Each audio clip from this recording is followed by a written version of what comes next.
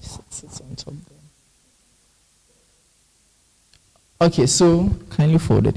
We want a rep from each team to just come up front and then ballot for their respective roles. A member from each team.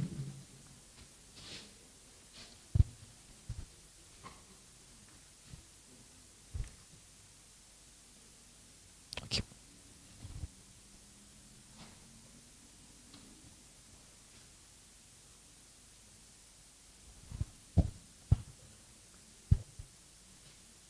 Okay, great. So to my right would be the government bench. To my left would be the opposition bench. So kindly take your seats in that regard. Government bench on this side, opposition bench on this side. Opposition on my right.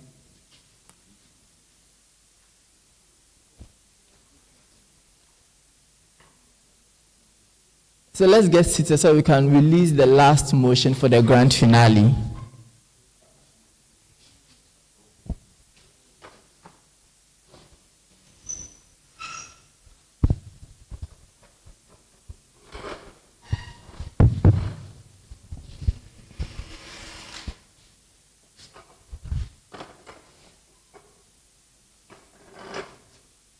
Okay. Great. So after I release the motion, we have 15 minutes to prepare. British parliamentary rules apply. You can ask your playwrights within the second and third minute. Literally all British parliamentary rule debate applies. Are we okay? Okay. So the motion. This House believes that health charities. This House believes that health charities. This House believes that health charities ought not to accept. Ought not accept. This House believes that health charities ought not accept any donation from companies or individuals who produce or profit the sale of goods which have harmful health effects. I take it again. This House believes that health charities ought not accept any donation from companies or individuals whose produce or profit from the sale of goods which have harmful effects. Example, tobacco companies, fast food, etc. So the last time, this House believes that health charities ought not accept any donation from companies or individuals who produce or profit from the sale of goods which have harmful health effects. Example, tobacco companies, fast food, etc. Debate starts at exactly 12:13 p.m. Good luck to all teams. Please let's give it up for him.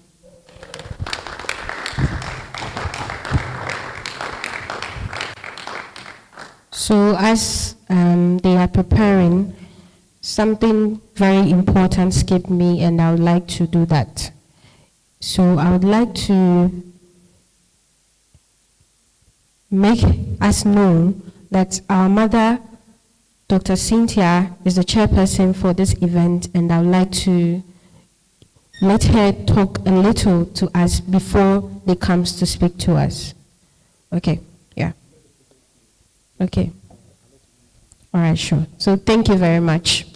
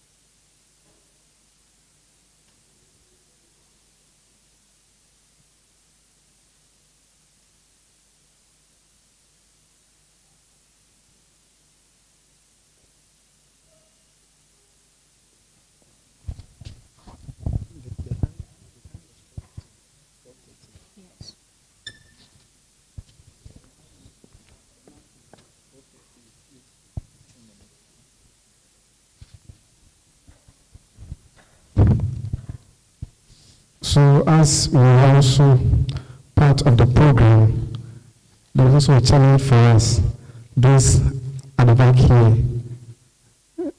I think we also have to get something to also get us going. And there is this challenge for us. It's a debate. It's about 3 guys that we also need to, as a judge, also come out with the answer, as they are also wondering about this.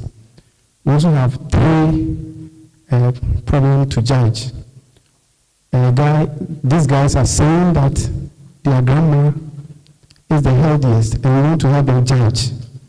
One, the first boy is saying that the grandma can lift 150 kg of cement. So let's assume that this is the first boy, okay? This is the first boy. You are saying that your grandma can lift 50 kg of cement bag. So which cement bag do you know in town? Any cement bag you know in town? Any brand? Diamond. Any brand you know? Calcium. Calcium, good. Can we clap for the guys? The first boy, okay. Then the second boy is saying that the grandma can finish a marathon. Do you know a marathon? This morning there is a marathon on UHAS campus here. Are you aware? Yes. So which marathon is that? Can somebody help us? Which marathon is that? There's a marathon on UHAS campus here this morning. Okay, so it is in relation to our preparation towards the Gusa Games. We are hosting them. So we are also preparing for that challenge. So the second boy is saying that the grandma can finish a marathon. Are you saying that? Yes. Are you aware that your grandma can finish a marathon? Which marathon that you have? UHAS. Let's clap for the boy 2. Okay, this is the boy 3. They are also saying that the grandma is what? Very healthy. And you know what they are saying? They are saying that the grandma is at HTH. What is HTH? Whole Teaching Hospital. HTH. Come again. HTH. Whole technical. Ish. Good. So the third boys are saying that their grandma is at HTH, which is Whole Teaching Hospital. good. Please let's clap for them. Let's clap for the third boy. Okay, so as a judge or judges, we are going to decide which is the healthiest. So Esther is here to help us. We want the chairperson to do that, to judge this one. No. There is the proper contest is there. So Yes, I said I'm a good speaker. I'm not a good judge. I will give the wrong judgment. but I believe we have the problem at hand. The first boy is saying the grandma can lift 50 kg of calcium cement, and the second one is saying the grandma can finish what? A marathon. Hey, the marathon is about 10 kilometers. This morning, it's about 10 kilometers. And then the third person is saying the grandma is at where? HTH. HTH. Doing what? Okay. Doing what? Should we hide that one for the contest? HTH doing what? Okay, so they want to hide that one for the time being.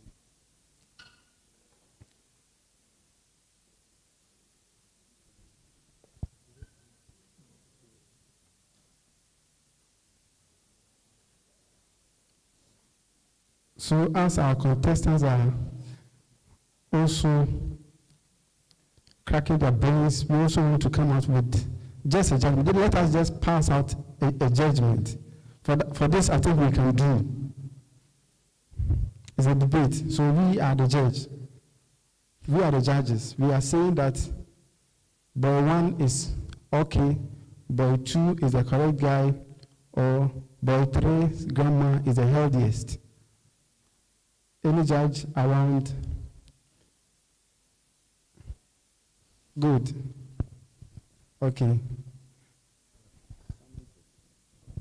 I think the grandma who can finish a marathon is the healthiest, because finishing doesn't necessarily mean you'll be the first. Even if it takes 5 years to finish, she will finish. And walking means you are the healthiest. If you're able to walk for like 50 miles, you are the healthiest, obviously. Any, you want to say something, Vision? Oh, why?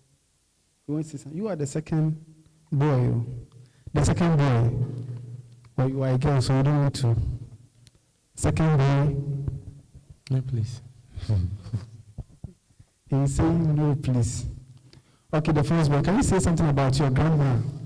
We are waiting for the judge to say something. Can you say something about your grandma? About the cement? You said diamond, diamond cement, yes. Say something about your grandma. Okay, so I think with an old person, like a grandmother, in fact, being able to lift a whole bag of cement, it takes a lot of lower body strength and then upper body strength. So if a grandma has that capability and then that muscle tone at that age to lift a bag of cement, I believe she's actually healthy. Do you concur to that? Who is saying yes? Any word in support? Yeah, I suppose because from the one who could walk 10 miles, he says 10 kilometers. He said there's no time frame, so a person could walk for even 10 years. So even if a person was living a day, 1 meter, that person can finish it. And that's not matter of health, because 1 meter a year, every day is so powerful, like a small. So someone who could lift a whole cement, like a bag of cement, is so strong, because at that time the energy required is so intense that for someone her age or his age to do that, that means the person is very strong and healthy. Yeah. Wonderful, wonderful. Can we be clapping small for ourselves? Let's clap. Let us not distract those guys up there. Yes. But I am observing something. No one is talking about the third grandma. No one is talking about the third grandma. Is that HCHO? Okay, can you say something about your grandma or anything to counter what they have said?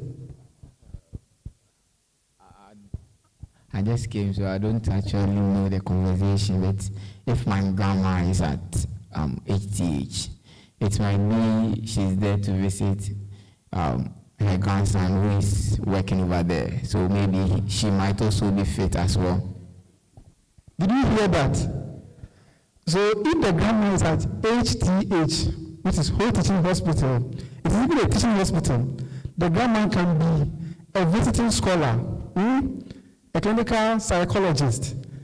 It can be a surgeon. Celia, can you help us? Your grandma, what is she doing there? The grandma. Probably she's sick and she's on admission, so she's not fit at all.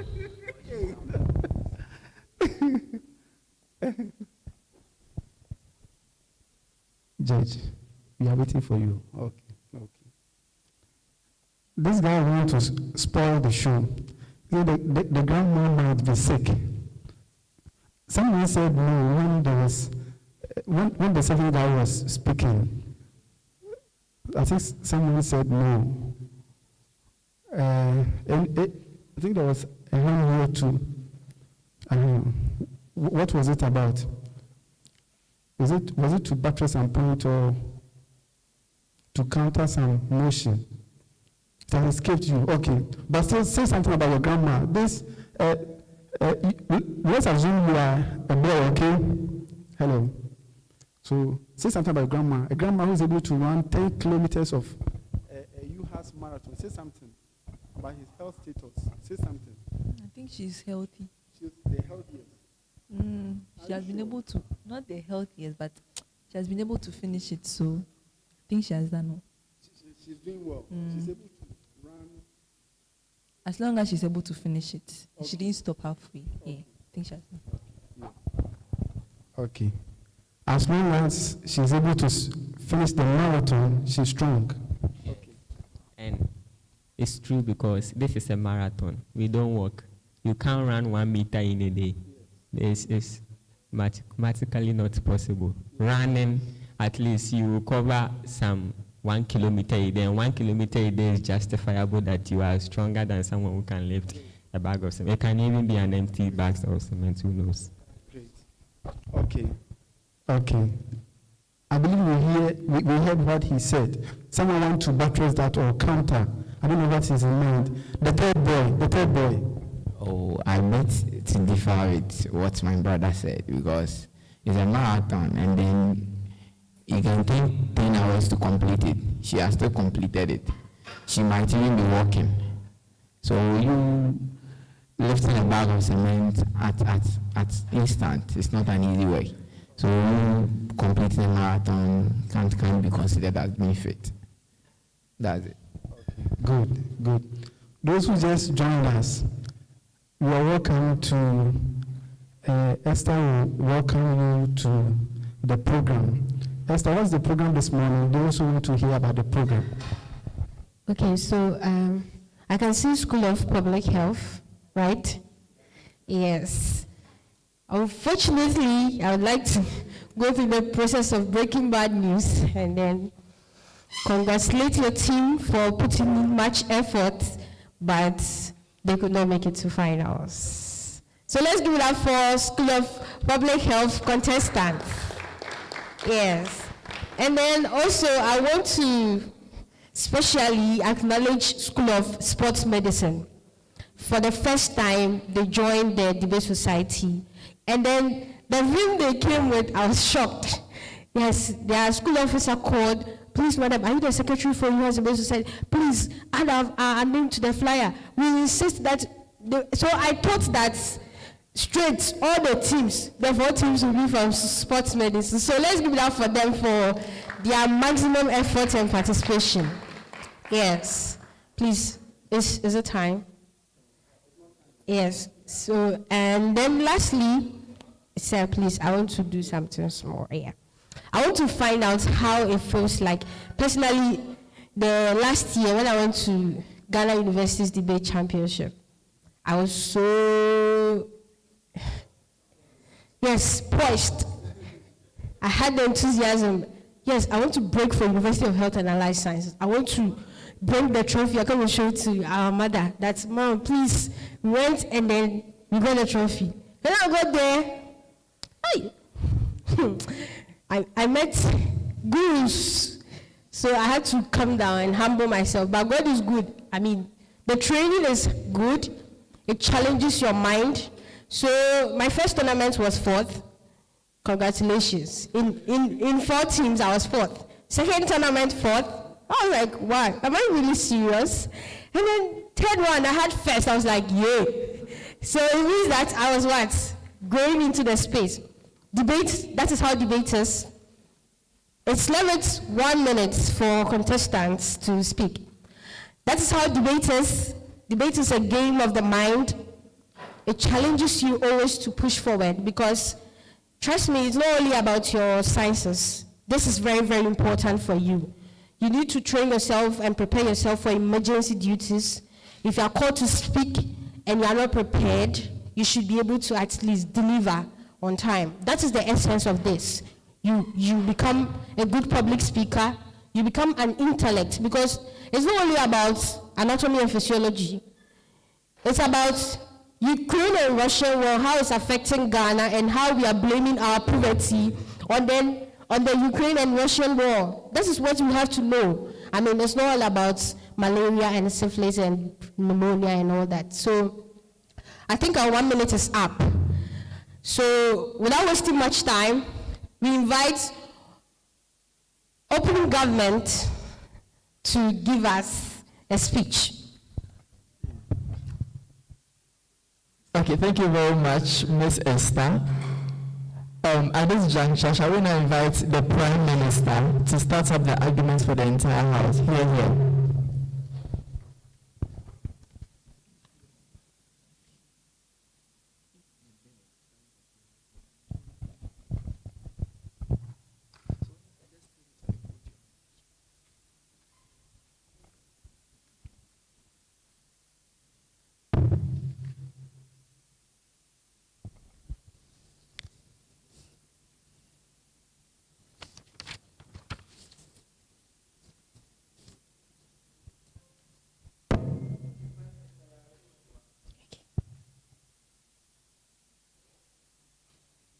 Okay, so I'll begin my speech in 3, 2, 1. So, as we've already heard, the motion before the House today is that this House believes that health charities ought not accept any donation from companies or individuals who produce harmful products or products with harmful effects, like tobacco companies and many others.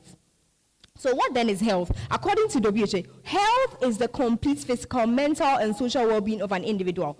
And what are these health charities? Health charities are basically organizations that would donate to support various people with medical conditions of various sorts. And these people normally support people through surgeries, people who are not able to cater for their medical expenses and all those things. Those are basically, sometimes they help provide medical equipment and everything. Basically, everything they do is to make sure that they support people who have health challenges. And not only do they do this, because health is not just restricted to the hospital. Health includes public health as well. So these health charities are people who would also not just help people in the hospital, but do everything basically to make sure that even the people do not get sick in the first place, not to talk about they coming to the hospital. So therefore, we know that if I'm in a health charity, I'm supposed to not just support people who are sick, but rather my aim is to even prevent people from coming to the hospital, so that at the end of the day, I wouldn't have to waste money to also help them recover for whatever illness that they've acquired. In addition to the fact that I will support them in various surgeries or unpreventable diseases that they may go through or anything like that.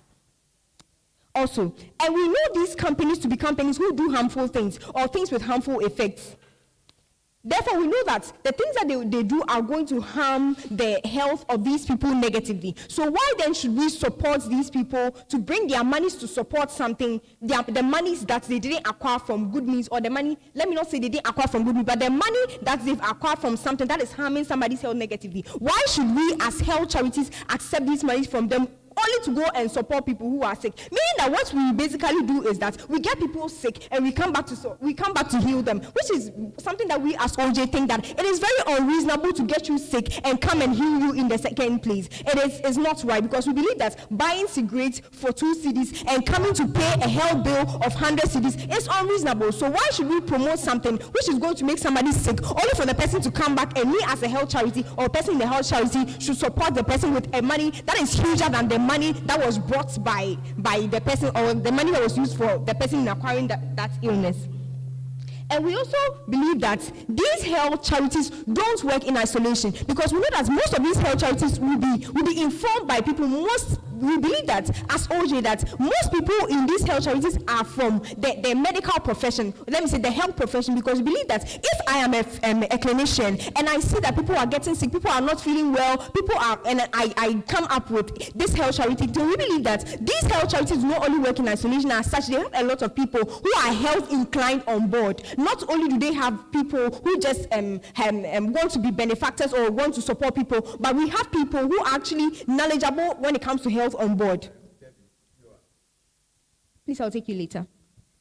Why do we think that they shouldn't accept the money? Before someone gives you money, what it means is that they are making profit, because we believe that poor people, although people do give people, but we believe that for somebody to come up with an idea to support somebody, it means that person is making money. So we think that it is inconsistent with our objectives as health charities to take monies that come from such people. So we believe that if we don't want people to fall sick and come to the hospital, we don't think that supporting people who are getting people to fall sick, who are getting people to have health challenges, is not something that we should do. And before, what we are saying here is like telling a patient, when the patient comes to a consulting room, the doctor will say, oh, buy cocaine, because this cocaine factory is giving me money to support sick people, which we think is unreasonable, because we think that if these people want to take money from them, it means that by all means, I would want your business to go. If you are my benefactor and you give me money, do you think I wish that it's like, okay, I'm going to school, you are supporting me in my school fees, and then you are stealing to support me. Do you think that I will wish that you don't get money to steal? I will obviously wish that you should get money to steal, so that at the end of the day, you get to support me, right? And this is the basic principle that is happening here. Let's not think that people will be objective with their principles, but rather they will be forced to condone with certain principles because they are having some benefits which are good or not good anyway.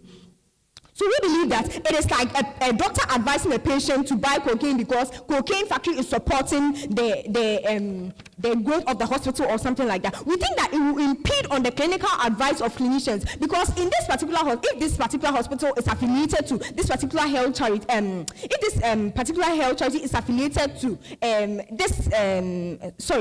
particular company that is doing a harmful product, we believe that it will impede on the clinical advice because we know that there are clinicians found in these particular health charities. And these particular health charities, let's say there's an affiliation. I know that every year, I know that one cancer patient will be taken care of. Every year, I wouldn't, because we know that sometimes, even as clinicians, we go beyond, we take our money from our pocket to support people sometimes. And if I know that at the end of the day, the money that I will take from my pocket, a certain charity organization is bringing it to me, and I know that I'm in this particular charity organization, and they are taking their money from here, I would wish certainly that they should get money. So therefore, we think that it will impede on the kind of advice that the clinicians will give, because if I sell cocaine, and then cocaine is bringing the hospital money, I don't think a clinician is likely to advise a person to stop taking cocaine because they know that and this is on basis of a practical thing, because let's not generalize it, let's restrict it to, because if I as a clinician, I know that I'm benefiting from this particular company, and I know that at the end of the day, they are providing me with money, I believe that I'm going to.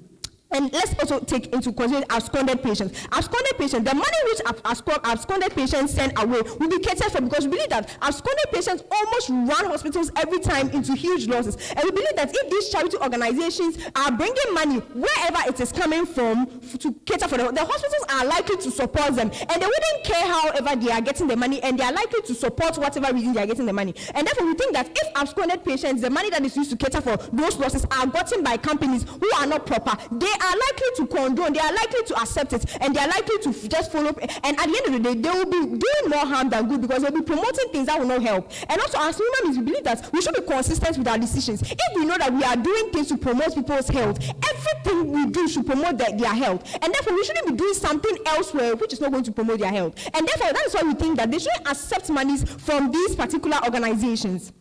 We also think it's a selfish motive of these companies, not only to advertise their goods, but also to support these personnel in as much as they are advertising. So now, instead of a doctor saying that cigarette is not good, the doctor will say that, oh, it is not good for you, but so a day will take you 50 years to kill you. So if you don't mind dying at 50, then you can take cocaine. We believe that these are the kind of advices that clinicians will be given. That is why we do not accept that these particular organizations should take the money. Thank you.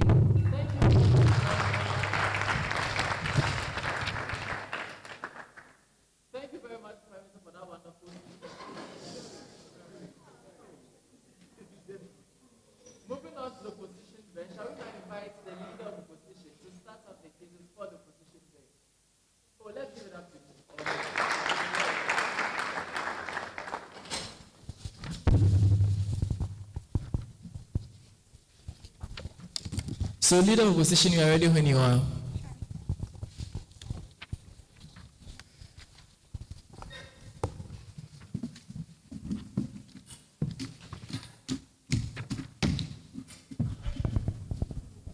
I'm the leader of opposition, and I'm going to start the debate in 3, 2, 1. Here's a feminine characterization of what we are going to do.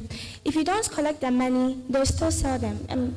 What if you are thinking that what they are producing is wrong and will affect them? If you don't collect it, they'll still sell them because they have no incentive to stop. And then there are lots of corporate social responsibilities they can still do. So if you are not taking money for them to do the donation to your hospital, then it means that everything that you are going to do is wrong. Because you should know that the nature of health, because you should know that the nature of this health is that it's preventive and it's curative. It is not only curative. So if you are taking the money to not do it, it means that okay, fine. They take the tobacco or whatever, they get afflicted, and then you take the money back from them and then use it to cure them, because sincerely, people have choices. If you're not going to take the money from them, you can't prevent people from going for choices that, okay, I'm not going to take cigarettes. You can't inflict upon their choices. So they have choices to do that, no matter the money you take or you don't take. If you don't take it, it is to your detriment. But then if you take it, it means that you can prevent them from if should people come into it with ailments, you can prevent them from having it. And then you should know that because they have lots of money to generate agenda setting,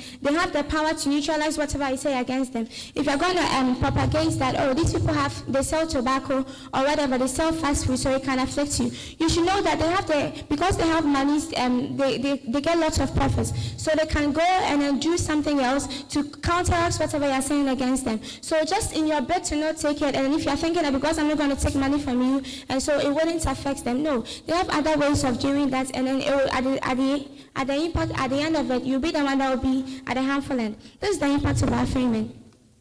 When you don't take their money, they can't ever lose, because you stand to lose a lot when you don't take their money. It will be wise to take money, use it to solve problems that arise because of the choices that people make, and as a result of what they have, and that is the best thing to do. So here's my first argument. The nature of health charities, as I said before, we focus on both curative and preventive measures. It's not only curative, so you prevent them from doing it. And then those who get afflicted because of, let's say, it's tobacco, those who get afflicted because of it can be cured as a result. You don't just take it so that if you don't take the money, sincerely, you stand to lose, because if you're not taking the money, you need capacity. And even if you have the skills to cure people and you don't have the capacity to do it, in terms of equipment, you can't do anything, because let's say a hospital in a district is why there are referrals, actually, because they don't have the capacity to do something there. So if you're not taking money to build equipment, if you're not taking money to do something that you have to do, it means that if people even come with illness that are not even afflicted, that they don't even get as a result of the tobacco or whatever they are not getting, you can't cure them. So instead of you in your bid to just prevent one thing, you end up preventing lots of curing of other ailments like cancer or whatever, even people who do not have anything to do with it, because in your bed you prevent all that. My second argument is that it's practically impossible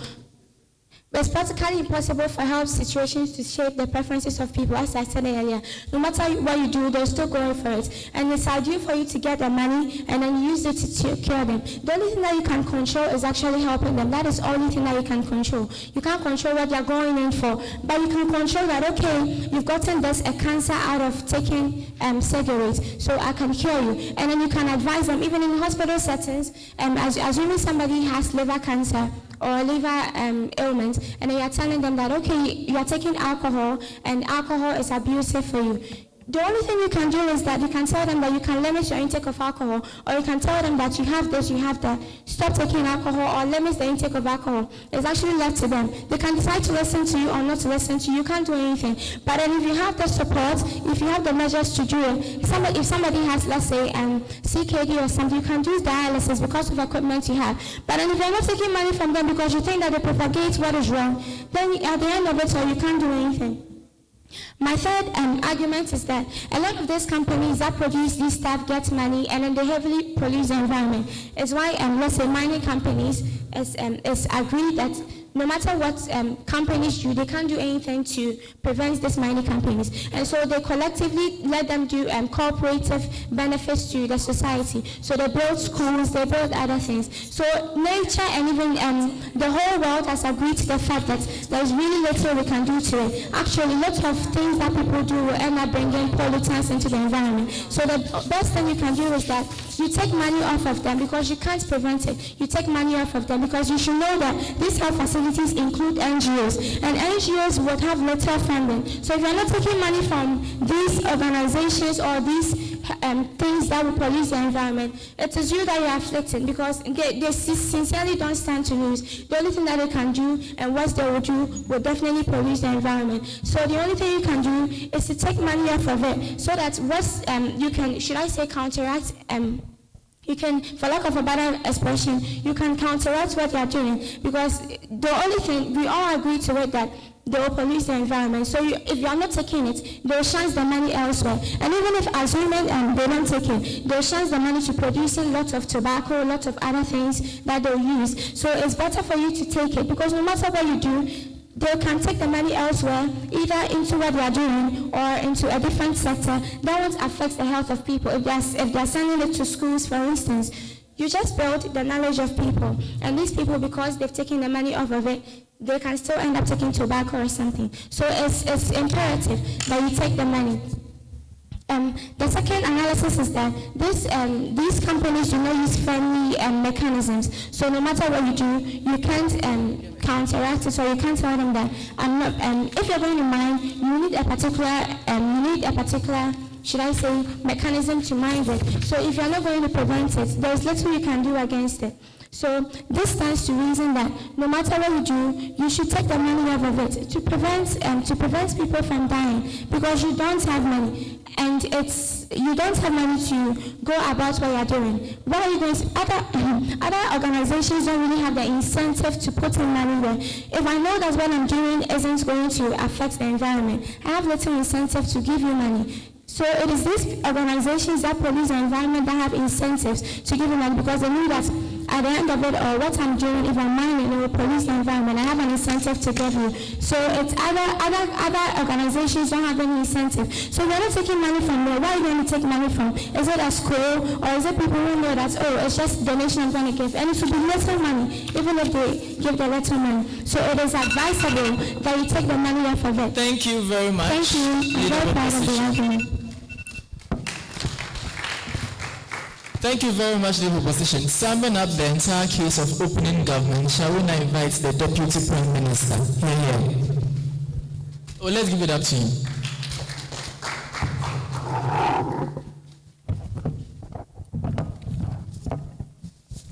All right, so I start in 3, 2, 1. So a couple of engagements to open opposition.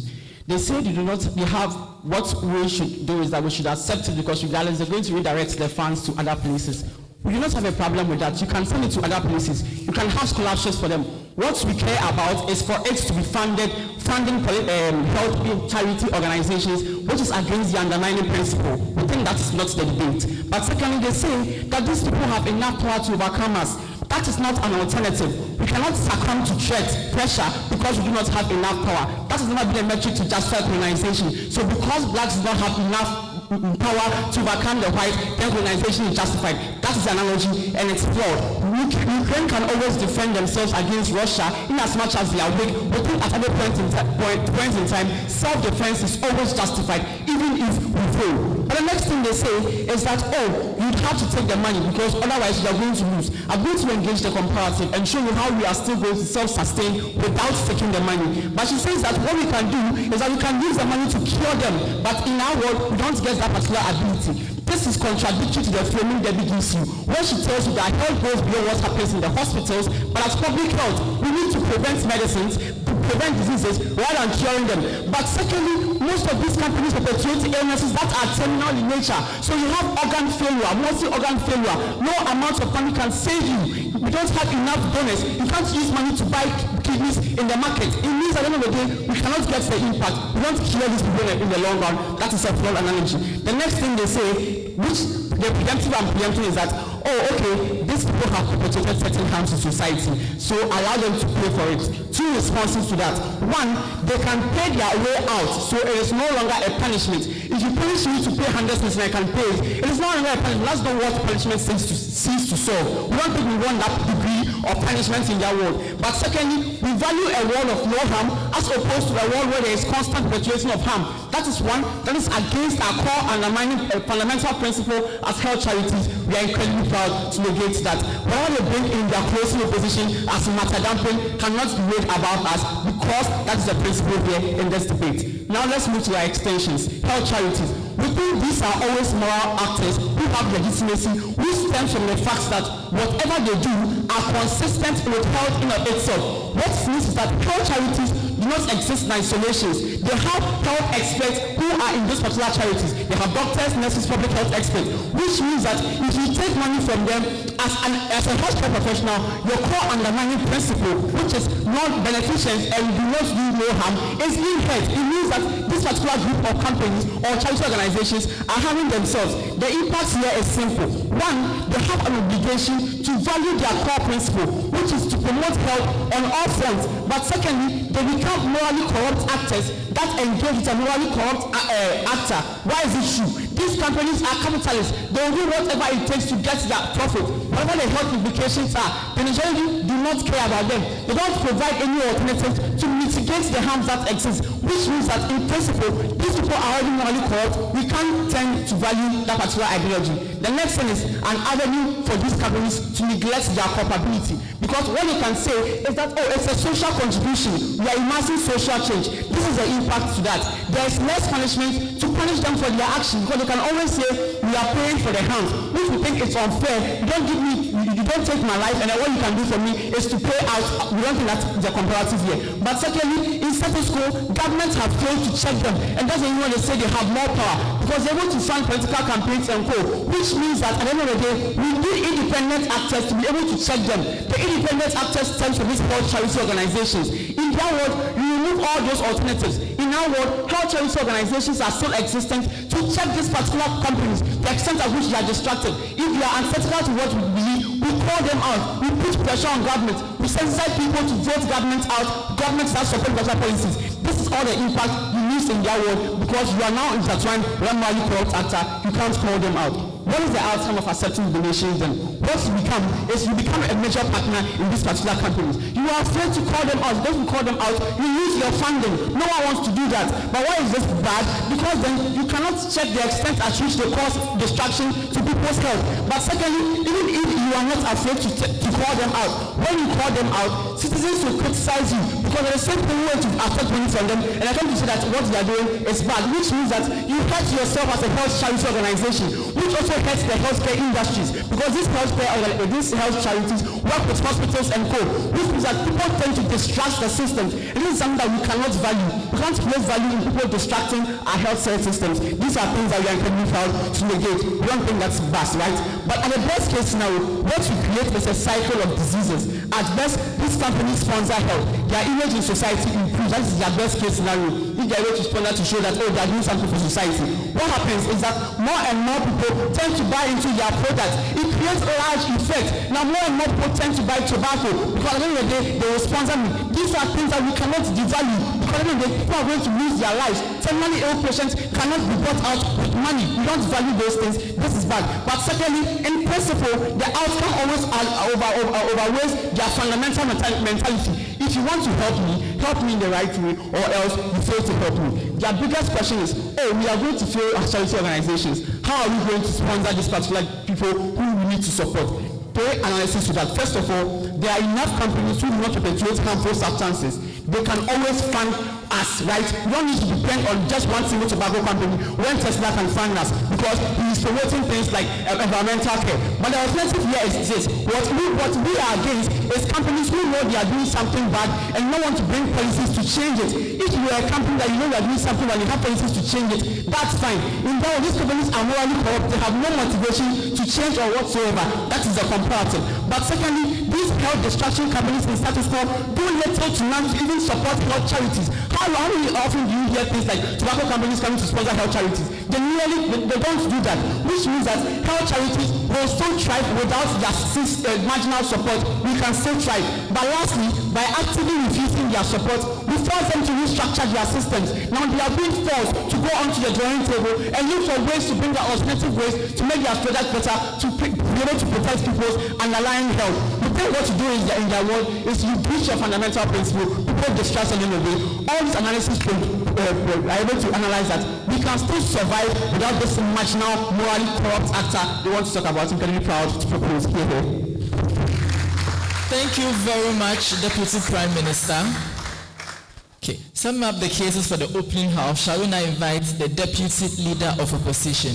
Speakers, you are admonished to act and take POIs. Here.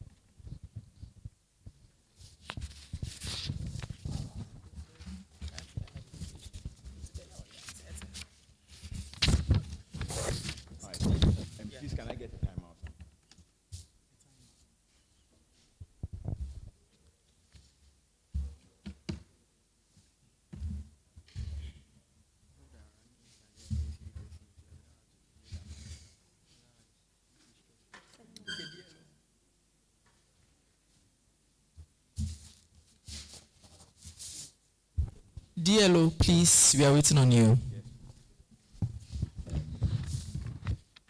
So, starting my speech in 3, 2, 1. The biggest principle you get from these guys is that we want to self-defend. Modesta tells you that these guys are going to lose their funding in a lot of ways. We think any self-defense mechanism that prevents your actualization or threatens your sustainability in of itself is equal to self-torture, which is evil in principle. It means that in as much as they ought to self-defend, when their sustainability is threatened, it is equal to self-torture and is evil in principle. Their principle of self-defense is out of the debate. Secondly, when these guys say that, oh, these guys will still have capacity because Tesla and Co. will come and support us, Modesta tells you that these guys mostly are the biggest funders of these health research guys because they know that they are culpable for the actions. Tesla doesn't pollute the environment. It means that to a larger extent, he has no incentive to put a lot of money into it because there is no culpability that's able to emotionally guilt trip you. It means that even if Tesla gives you money, he gives you lesser money. If GNPC or even small-scale miners are giving you money, or Anglo-Gold Ashanti is giving you money, they give you a lot of money because they know that the gravity and extent of harm that they are causing is proportional to the extent of corporate social responsibility that they give. When we are judging this debate on a scale of funding, right, these guys get less funding, we get more funding. It means on the way up, we win the debate over them. But then the second thing they say is that the core principle of health, like they have a lot of gymnastics in their case. Because the first thing they say is that the core principle of health is that, oh, public health, we want to prioritize public health. We think Modesta tells you that health is also curative. It is then principally inconsistent to say people who have caused our harm and want to give us money to focus on the creative aspect, let's annihilate them, and then now go and get money from miraculous places and come and focus on preventive health care. It doesn't make sense. If truly these guys stand for both curative and preventive health care, it means that when someone is willing to help us with that curative aspect, we should collect the money and still deal with that creative aspect. We can get money from other places and deal with the preventive aspect as well. Your argument is non-exclusive. We don't see how that is able to win this debate at any point in time. Let me deal with the Prime Minister's case. What she says is that, oh, most of these health charities are going to promote this environment because they are going to liaise with them. So doctors will just say, oh, because like these great companies gives me money, and so automatically I support them. In most instances, this is false because these guys mostly do this corporate social responsibility because they feel guilty. It means that it is non-transactional. That is why none of you students have gone to sell like petrol for like GNPC, but then they still give you scholarships. It means that these things are non-transactional. It means that at the point where they know that they are culpable for the pollutions, whether you promote cigarettes or not, they'll still come and do those corporate social responsibilities. We don't see how all those gymnastics you get from these guys is able to win these debates. Like, I really don't see how, like, Archimedes is able to run these cases. Their biggest case on funding, right? They say Tesla and Co will come and help us. I mean, I don't know why these things really happen. Like, because these guys are not coerced into a certain banality with the emotional, culpability that exists to help these guys. It means that to a larger, like, if people are not able to relate to the problem or the culpability of the problem, they're not able to solve it. That's why Bill Gates' money can end the whole hunger in Somalia, but he still keeps his money and people are still dying in Somalia because he's not able to relate to the extent of culpability which is causing their hunger. It means that when you are not able to relate to the extent of culpability that's causing your hunger, you are not able to fund. That's why all your alternatives that exist, that people who do not produce products that produce the environment to come and support us, that relatability does not exist. It means that philanthropy that you actually preach doesn't exist at any point in time. But Modesta gives you a comparative. She tells you that if you don't collect this money, these guys still keep their money and they can decide to do like anything they want. It means that they can use that to go and build schools. The impact of this is that these guys say, we are going to vilify them because we want people to know that if we don't take their money, it is bad. When you don't take their money and GMPC goes to build schools and give people scholarship, people still like get benefit. So they see these guys as good anyways, because these guys are building schools for me. These guys are giving me money. It means that your whole stance is not able to override the whole good that these guys still do in society. So even if you don't take the money, people still see them as good people and are not going to antagonize them anyway. It means that whole gymnastic you get from these guys to say that, oh, now government will miraculously come and solve these guys' problem. These guys will inherently still be loved in society because they will build schools and give people scholarship, and like your whole health in of itself is in shambles. These guys will continuously produce to fund these other corporate social responsibilities. We don't see how your world makes sense. My first extension then, because they are out of the debate. My first extension is on the idea of legitimacy. We think that every single action of human agency and any attempt to maximize human agency is one that has a risk of harm. When people operate heavy machinery, there's a huge risk for them to get hurt. The only reason why state still allows this is because we are able to mitigate the harms. That is why state is reasonable and says people should be able to smoke, because when they get sick, we can mitigate the harms. If this is true, then we think that at a point where people are giving you capacity to mitigate the harms, it is principally inconsistent to say that you are not going to take that capacity to mitigate the harms. What you then do is to shame people for their choices that state has given them, which in of itself creates a banality to limit the choice that state has given to people. Because we think state is rational, and state says that because we can mitigate the extent at which people consume McDonald's, we should let them get that money, and they've given get that freedom and maximize their choice. At a point where you say we will not take this money to help them when they are sick, it means that you force them not to maximize their choice, which is antithetical to state. We think every action that is antithetical to the moral arbitrary of state in of itself is unjustified, because state has to be the sole moral arbiter within every jurisdiction at any point in time. The reason why we win this debate is very, very simple. Because these guys want ideological purity. We are able to interweave our case into their case and show you how there's ideological purity, because medicine itself is preventive and curative. It means that we win on that side. But notice, most of these guys are NGOs. It means they are non-governmental. Like, the funding is very, very important, because Monesa tells you that there's a generalized concession that these guys have been left to pollute, because firstly, one, there are like fewer eco-friendly mechanisms to mine gold and all those stuff. It means that it is certain that these guys will pollute, and these people will still get hurt at any point in time. It's either you collect the money and save these people, or the certainty of pollution still exists and these guys still hurt in the world. If you think you want to protect these people, then throw your ideological purity somewhere, take the money and save them, because that is the best form of ideological purity that you can get, to save the lives of the people that you stand for. Vote opening opposition. Okay, thank you very much. Thank you very much, Deputy Leader of Opposition, and that sums up the debate for the opening house.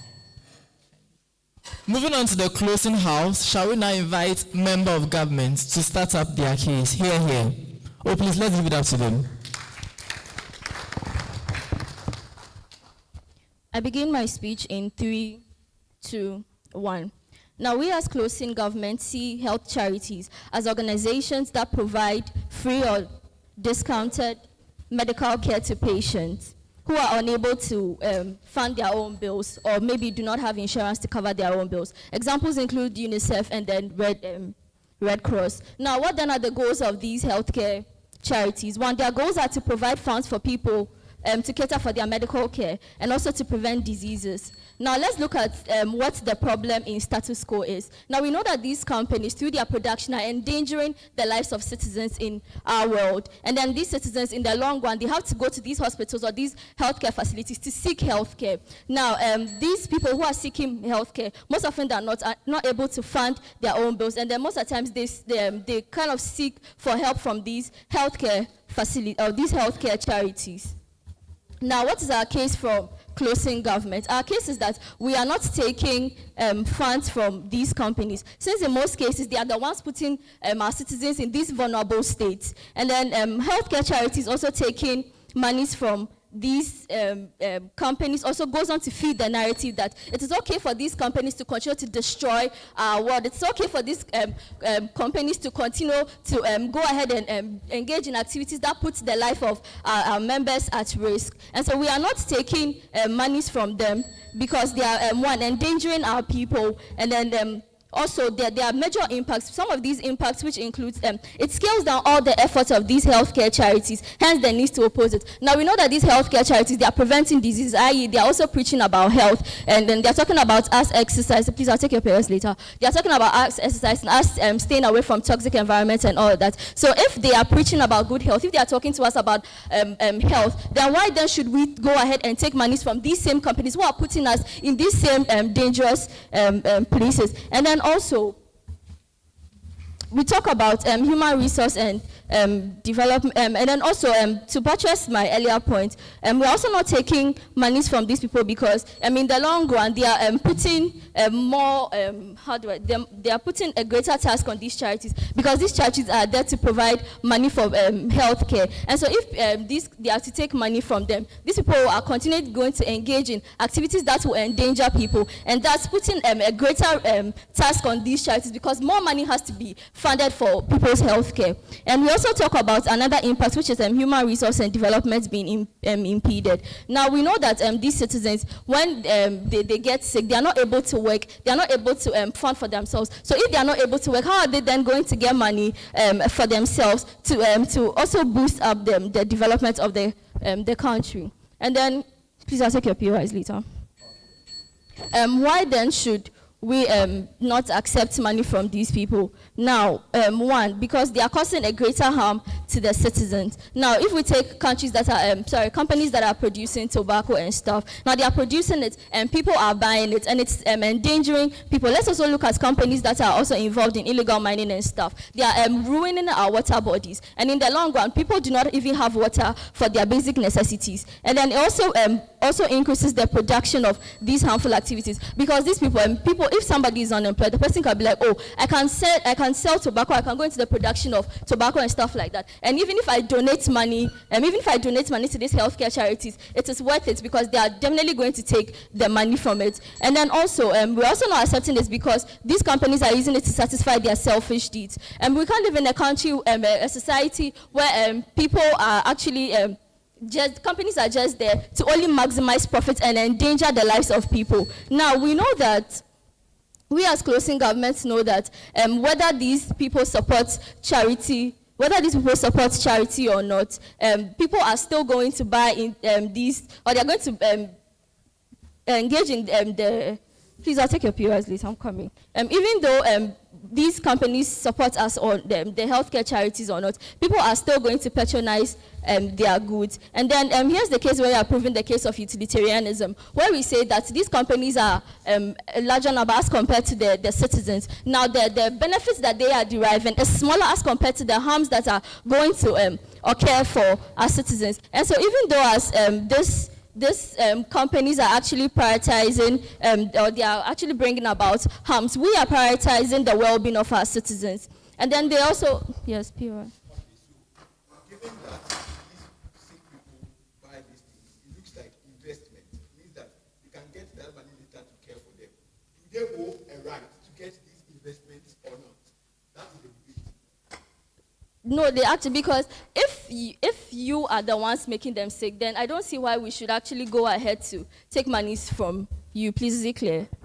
And then also, please, I'll take your POS later. And then also, they also talk about us losing funding because they are not going to support us. Now, we have other organizations. We have educational companies that can support these healthcare charities. We have religious bodies that can support these healthcare charities. We also have business ventures that can go ahead to support these ventures. And so the fact that these companies give money to us because it's the fact that they give this huge amount of money because it's equal to the harms they doesn't give them the right to continue to put people's lives in danger. And so all in all, we as closing governments are in full support of the motion. Thank you.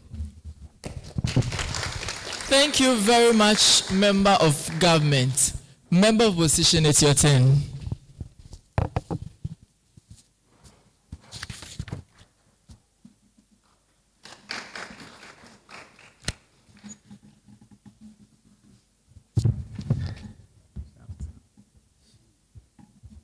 Member of opposition. I'm finding myself. Hello. So I'll start my speech in 3, 2, 1. Okay, so credit opening up for doing a very good job, because like the cases you get from opening government doesn't make sense. Even if it does make sense, in their best case scenario, even if they're able to cripple these particular corporations, the best thing that will happen is these people are going to stop producing the tobacco, etc. But they don't engage the harm that is going to occur, because even within these particular corporations, they have people that work. So if you cripple the tobacco manufacturing industry, etc., people become unemployed at the end of the day. It places burden on government, etc. So even if they manage to like cripple these particular corporations, etc., the harm that come is something that is irreparable. Unemployment, etc., becomes another burden on the government. After all, we all can't be doctors, we all can't be lawyers. You have to give way for other people to actualize in any other way they want. But then again, they say, oh, call-out is going to work, because like it's a normal debate argument. Call-out is going to be effective, etc. Look, when they were passing the e-levy, a lot of Ghanaians did call-out. Like, it didn't work. We are still paying e-levy. But then, 2, mandatory vaccination, they were call-out. Oh, we want our choice. Like, if you want to take vaccine, fine. If you don't want to, fine. It's our choice. But then mandatory vaccination happened in a lot of countries. Call-out doesn't work in all instances. Now, one took people's money. People called him out. Up to now, they've not refunded the money to a lot of people. So call-out cannot be your alternative to argue from opening government. But then again, there are cases, like, they are largely ideologically inconsistent. You want these companies, like, I don't even want to engage there. Let me continue with my cases. So the kind of argument I'm going to run, firstly, how this policy or the idea of accepting donations from these companies or individuals enables health charities contribute to preventive health treatment, given that this is the important goal of modern medicine. Because now modern medicine is working towards like preventive goals. Creative things are like largely not important for now. But then again, they assume that, oh, because this funding, these people are going to get the funding from this big corporation, it means necessarily that they are going to cater for people who suffer from things like organ failures, etc. There are people who don't smoke, but then they are suffering. There are people suffering from other like health implications that exist. So the fact that you are taking this money does not necessarily mean that you are going to only cater for these particular people. These health charities channel resources to better places that achieve public health, because that was their biggest like thing they wanted to talk about. So what do these health charities do? We think they exist to support some of the most marginalized groups to tackle the root causes of poor health. So these things include public health advocacy, etc. So the money these people get from these corporations, they channel it to developing countries, they that are marginalized especially. Why is this crucial? Because then one of the biggest challenges of modern medicine and health as a whole is the idea of funding. Because in many instances, people generally don't donate to these people. Even if they do like donate, it is like some meager amount that doesn't necessarily enable the sustainability of these guys. So these big corporations have a lot of money and they are donating because then they think that they have like a moral obligation, because then their actions they are doing have an impact or negative effect on like people at the end of the day. So I think that culpability draws on them to give these particular people the money in that particular instance. So at the point where they are fulfilling their obligation, we think it is something that is good on our side of the house. But then again, the nature of like modern medicine and health as a whole, I'll take it later. We think that the health sector is an integration of many bodies that have common goals of curbing or like mitigating health challenges, and as such, they use a lot of means and processes to achieve this. So notice that if your problem is with morality, etc., then you are not going to be selling kidneys, because then if you sell kidney, in principle, it is commodifying human organ, because then you cannot say, if you care about morality, because you are polluting the environment, don't come and give money. If you are caring about morality, then you should also denounce things like kidney transplant, because then selling a human organ is principally wrong. But then again, modern medicine is using things like gene editing, etc. So if your biggest problem is with morality, you cannot win this debate from like opening government. But then why is this donation important on our side of the house? Right? We think that, notice panel, many African countries or developing countries have terrible health structures and policies. Even those with better policies are not able to implement them because they don't have money. Because we think the health sector does not depend on things like prayer and co. That's why during the COVID-19, Nanado said, we should fast and pray. When they fasted, still there were cases rising. Health sector thrives on things like money, etc. We cannot be dependent on hope for these particular guys. We think on our side of the house, when these people get this particular money, we are able to survive. Then they say, we can still survive without their funding. Johnson tells you that the scale of funding on other side is like reduced drastically, you cannot get all these benefits on your side of the house. They don't answer how they are going to fund, because I've showed they are going to survive without the fund, because I've showed you how the call out itself does not work. Even if it works, it has like irreparable harms on the economy. We think it's something that is very terrible in that particular instance. What are the impacts we achieve on our side of the house? I think that one, we reach preventive healthcare. Why? Because then preventive healthcare is something that is globalized. So it means that people in developing countries could get access to all these benefits, because then these health charities most likely donate to these particular guys, because countries like US and these Western countries have better policies in place that like impact their health sector positively. We think on their side of the house, they lose out on all these things. Two, we protect the vulnerable, children, women, whether pregnant or not, because they're in many instances, they are the people who are most likely vulnerable to instances like this. So we think on our side of the house, we're able to channel resources to help these particular guys. But then in times of crisis, we think health crisis and crisis as a whole is something that is generally unpredictable. The reason why health charities exist is to make sure that even in times of crisis, they help people. That's why the Russian-Ukraine war destroyed a lot of health facilities in Ukraine, but then still they had access to these health charities, giving them a lot of things to cater for the children who suffered at the end of the day. But before that, Akim shoots. So he said call out doesn't work. Boris Johnson stepped down as Prime Minister because of call out. You can't win debate with examples. Exactly. I gave you 3, he gave me 1. So it means that the Russian-Ukraine war, at the end of the day, if this particular health charities doesn't exist, it means that these people are still going to suffer. What we do on our side on the house panel from closing opposition, we are different from these guys. We show you how we protect vulnerable children, because these guys just argue in vacuum, no impact. We showed you how we protect vulnerable children. We showed you how in times of crisis we are able to help people, because then we can't depend on magic to work. But then again, we tell you that then preventive healthcare is something that is supposed to be globalized. So even if US is having better policies to achieve that, developing countries cannot do that because of things like corruption, etc. So we think that on our side of the house, we can still achieve this, given that these health charities most likely won't donate to US while Somalia or Uganda is there, because then they have a moral imperative on them, something which Akimidis talk about. So if it's a debate about morality, these people should do that, then we have to stop things like kidney transplants, gene editing, etc. Because then they are also against our moral codes as human, because then why will I sell my kidney for you to survive? I also need it. So what we've done from closing opposition is to show you the impact we have on our side of the house. These guys don't impact. We win from CU. Here. Thank you very much, member of opposition.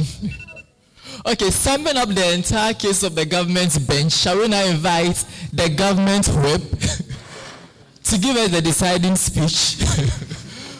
Please, let's give it up for the government whip.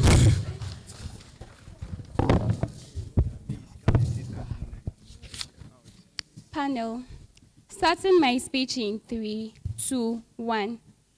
So in my speech, I'm going to engage OO. I'm going to engage OO, CO, and OG. And I'm going to make extension on member of government speech. So first of all, OO came here to preach to us about changing human beings changing their preferences, or when sorry. So OO came to preach to us that when for human there is pollution of environment when they engage in their activities, that is selling these tobacco companies and others, when they engage in their activities, they pollute the environment. So that is what makes them guilty, and they sought to provide support to the members of the country.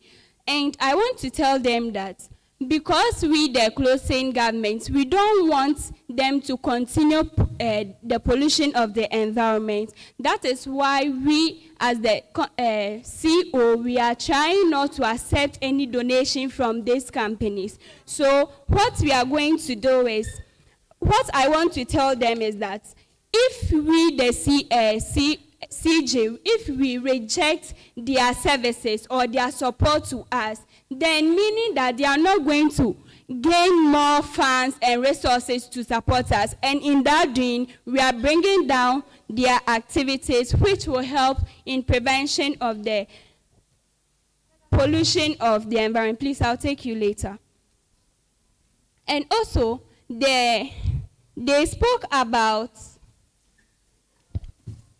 preferences that if we tend not to accept donations from this company, they will still produce their products. And these products, people are also available who have preferences for such products. And as we can all attest to the fact that these products, such as tobacco, all have same taxes on them, okay? Which signifies that when people are taking it, there are extra costs that are allotted to these products, which make people aware that they are harmful products that they are not supposed to take. Okay, so this makes it clear that it is not morally right for the health charities to even accept donations from such individuals or companies. And also, my member of government made some speeches, and she said that we are not to accept any donation from companies or individuals who produce or profit from the sale of goods which have harmful effects, because one, it actually increases criminal rates in the country or illegal activities in the country. Because when these organizations continue to provide support and care to these health charities, it will make them have to put in much effort or more effort to gain more resources, which will make them recruit more members into their sector, making people engage in illegal activities. And also, when that happens, those people who are being employed into these organizations' lives are at risk, in a sense that when they are working with these harmful substances, it imposes, not yet, when they are engaged into these harmful companies, their life is at risk, in a sense that these toxic substances that are in the harmful substances will cause harm to their health. And also, my member of government spoke about the selfish gains of these companies. Okay, most of the time, though they provide the necessary support to these health charities, but then it doesn't mean that they provide the food or the support that they provide is at the expense of their profit. Always they try to consider their profit before considering the health care, before considering the support that they will provide to the people. And in doing this, they put the health of the members of the community at a higher risk, which makes opening opposition's arguments for today's debate not taken in today's debate. Please, I'm not taking you.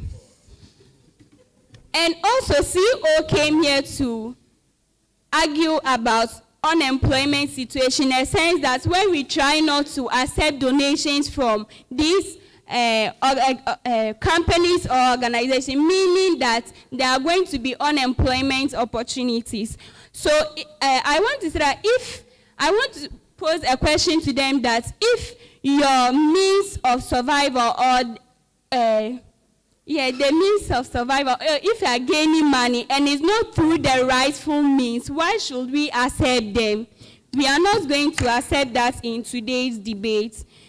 And talking about alternatives, if we don't accept any donation from these companies or individuals, there are alternatives that we can seek to. Some of these alternatives are religious groups and institutions. So when you take the religious group, example is the Catholic group or the Presbyterians. This group of people build schools, they build church, they even support the needy and the poor in our societies. They do all these things. So if we neglect the donations, or if we don't accept the donation from these individuals and companies who produce harmful products, then meaning that we can still get other benefits from these alternatives that I've mentioned. So this is the arguments from closing government. We've been always proud to propose. Thank you very much, Government Whip. Thank you very much, Government Whip. Chief Whip, kindly sum up the entire debate.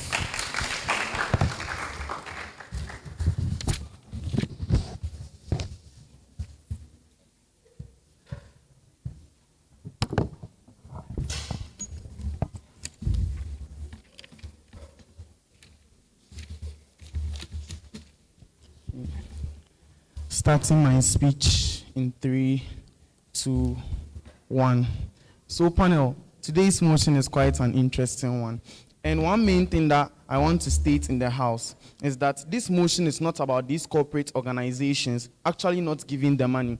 It is that the money is being given. It is up to the charity health organization to either accept or not to accept. That is the center of the whole motion. And it trashes an argument raised by opposition, opening opposition, which I'll engage later. The chair, panel, opening government, which I'll engage later. The chair, panel, I'm basically going to do two things in today's debate. I'm going to engage all the arguments raised by government's bench, and secondly, I'm going to prove to you in my 7-minute speech analytical, relatable, and much more precise arguments devoid of fallacies. Now moving to my first point. Now, what does government's bench brings to you? PM has one main basic problem. This is their problem. Why are these people the causes of these problems, and yet we are accepting from them? And I'm going to solve that problem quite more easier. The chair, panel, every product or produces that are given by these companies actually have conditions attached to them. So these companies actually produce this thing for you and tell you that take 2 doses, don't go above this, and then you'll be safe. But then when you paint the picture as if they are the causes of it, and then they shouldn't, I believe they are not the causes of it, because every tobacco product actually has an emblem on it that says smokers die young, smoke safely. They give you the precise times to smoke that particular distance. So that argument of they causing it and they not accepting it is actually highly trash. And then let me move to DPM. DPM comes with a much more enticing argument, speaking to us about Tesla and their electricity cars, and says they are eco-friendly and the whole. I clearly concede to that fact. But then let's take this into key scenario. Tesla actually is eco-friendly. It does all the good things. But then harms that are caused in society are direct and indirect. There are some harms that don't actually affect the ecosystem all right, but then they negatively affect the individual pertaining to health. Now let me show you a perfect example. Tesla electricity cars, this is what they do. They are electricity expensive, which means if you are a normal or an average individual, you can't afford such cars. What is the second thing that they do? They have longer recharge problems, which means a country or a developing country that has unstable power can't actually patronize those products. So in the long run, why are you defending Tesla? Because Tesla is not able to satisfy certain things in status quo. So that argument around Tesla is highly bullshit. The chair, panel, in 2 minutes of my speech, everyone is actually agreeing to every single thing I've said, meaning that I'm on the right track and I've satisfied the second argument which I brought on bench. Now the chair, panel, let me actually move to a much more enticing one which member of government brings. Member of government brings another interesting argument. What is their argument? Do not accept these monies. What is the reason? Because they continue to destroy our world. That was just simple analysis. And I make you understand in my arguments that, look, every product actually has negatives and positives, but then we tend to accept those products when the positives outweighs the negatives. Now let's take a perfect example of these gold mines they are talking about. Yes, we believe that mining actually destroys the environment, but the chair, panel, what has been the impact of gold in society? Golds have been used to improve societies. It has been used in electricity companies, which actually help in producing electricity. So when we are tending to ban all these individuals from producing this gold, from mining this gold, from bringing out all these produces that they are bringing in society, then what do we tend to achieve? We are not achieving anything, because these same things that we need in society will come at a cost, just that their positives outweighs their negatives. Now, what do we from CEO actually bring to you in today's debate? CEO brings a much more interesting argument, because we basically weigh the pros and cons of the said motion and we state the impact of it in society. These are the impacts that we bring to you in society pertaining to CEO. We make you understand that in our world as closing opposition, we preach to you a world where we reach the preventive health care, because we have the money that can benefit countries that are even down to earth. The chair panel, you'll be surprised to actually know that individual organizations that actually donate much more to these health charities are those involved in these tobacco companies. Those that they claim are eco-friendly, actually donate less to these charity organizations. Then that explanation of funding is clearly explained by OO in their statement, and I credit that to them. Just that what makes CEO actually make the argument more enticing is that we create that impact in the said setting, and we make you understand that it forms part of today's motion. The chair panel, I'm now going to move to another impact which we preach to you in our ward. We make you understand that we protect the vulnerable in society when we actually donate to these health charitable organizations. This is the whole aspect of we protecting the vulnerable in society. Now, my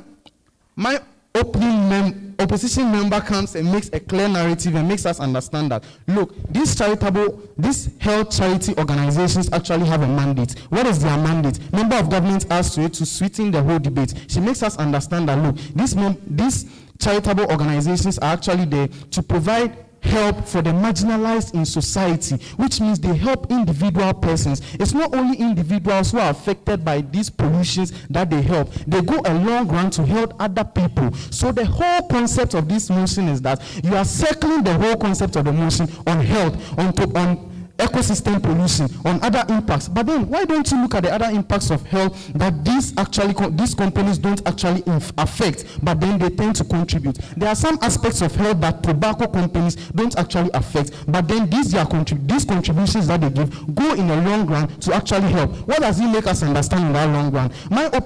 My opposition member comes and clearly makes you understand the impact of public health education that they give to society pertaining to these health charity organizations. They go out there and they educate others. You can't just go educating people with just a voice. You actually need funds to propagate that gospel of good health. That is the main understanding that we are reaching here. Those people lack the funds to do the right thing, and we provide the funds. Hence, we are the better world in today's motion. Shoot. Out of order. Out of order. Okay. The chair, panel. I'm quite sorry that I couldn't accept the appeal, but it can be attested in the whole house that I'm on track and I'm making much sense than the government's benches in today's said motion. But then, before I assume my seat, I would like to make one clear analysis pertaining to what government bench actually brings. This is a much more diplomatic debate, and we have distinguished people sitting before this house, and you don't just come and throw lies into the eyes of my noble audience, and then I'll therefore advise them to learn to cross their T's and dot their I's before they man this podium to throw dust into the house of this house. On these notes, CO wins today's debates. Thank you.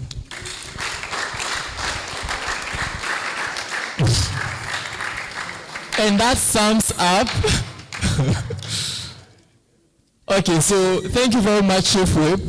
Now the adjudicators would excuse themselves and deliberate whilst the MC would continue with her duties. Thank you all very much.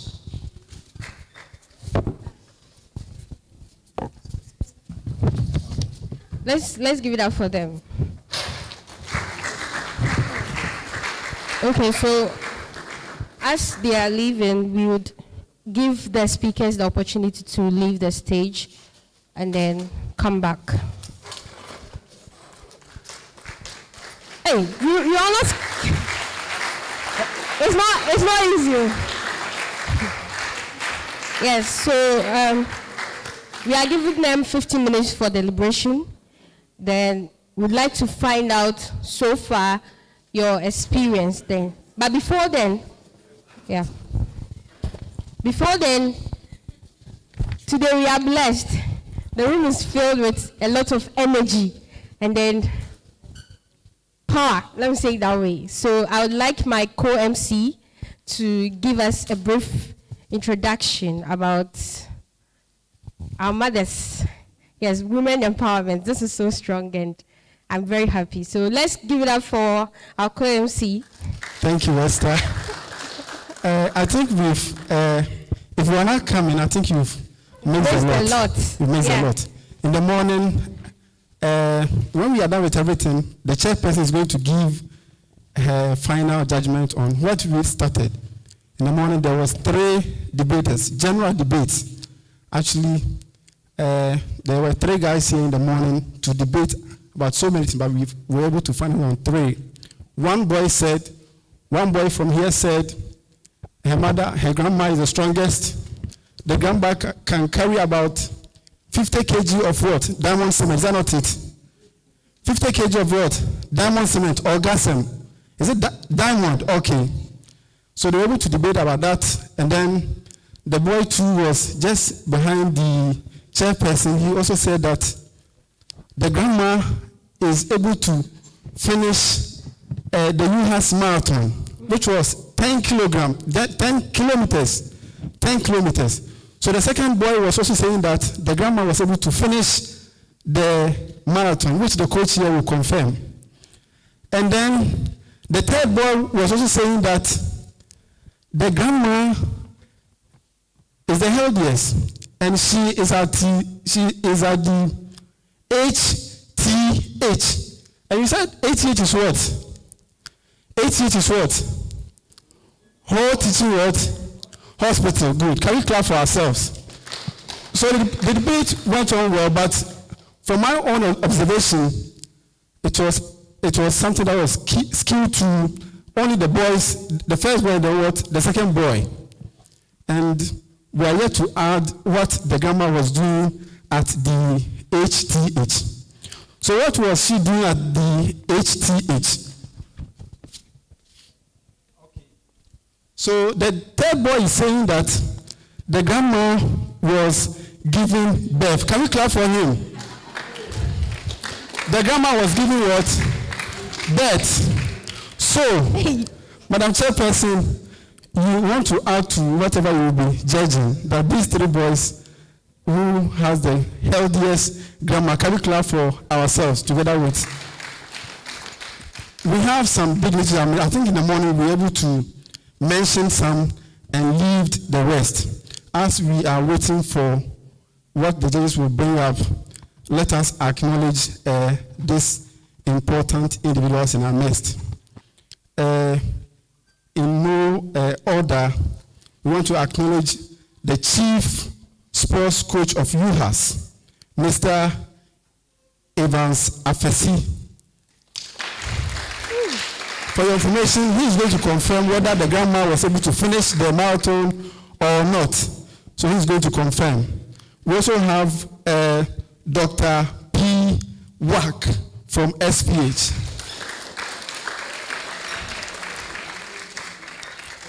We also have in our midst the school officer for School of Medicine, Madam Victoria Quatson.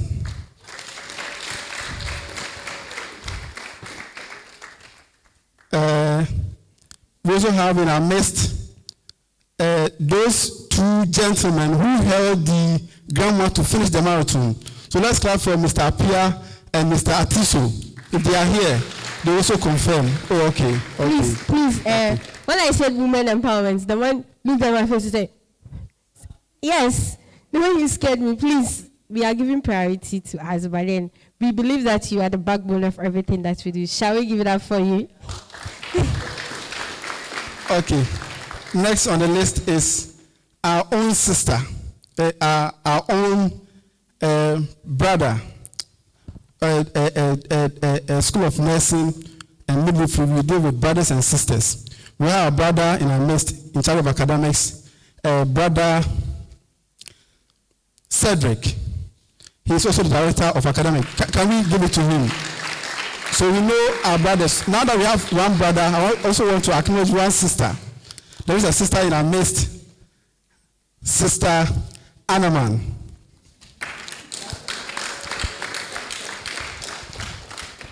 Did you see Sister Anaman?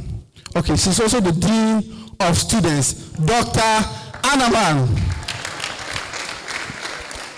This morning we're also privileged to have in our midst the Director of Institute of Health Research, Professor Margaret Japan. Wow.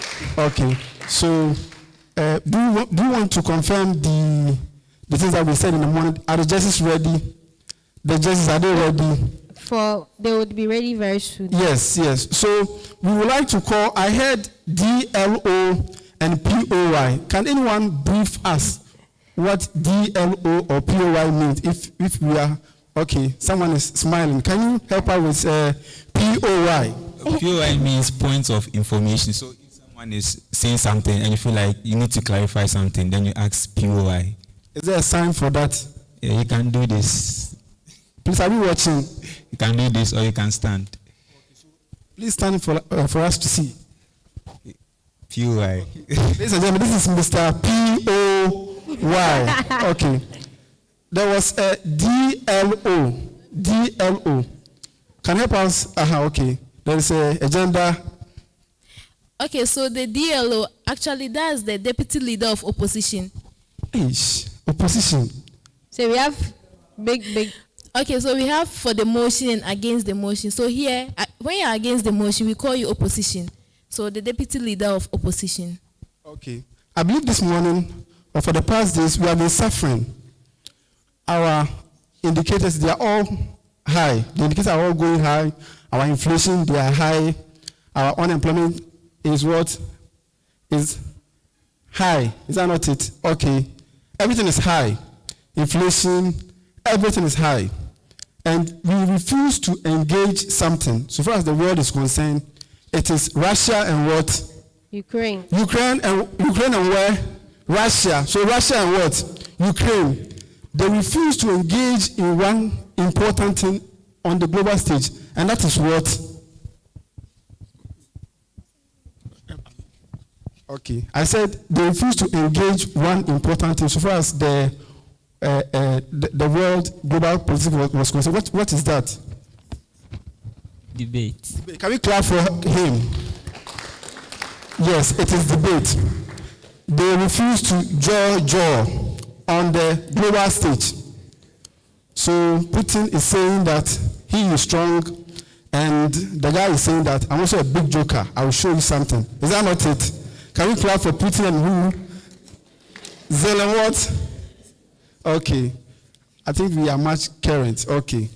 So they refuse to engage on that very important instrument. That was what? Debate. So that's what we are doing this morning. We don't want any war in UHAS. Everything, we don't concur to any aluta or anything. Ours is what? Jaw, debate, discuss, and what? Deliberate, what? Any other word? Dialogue, yes. Any other word? Dialogue, debate, deliberate. Engage. Interact.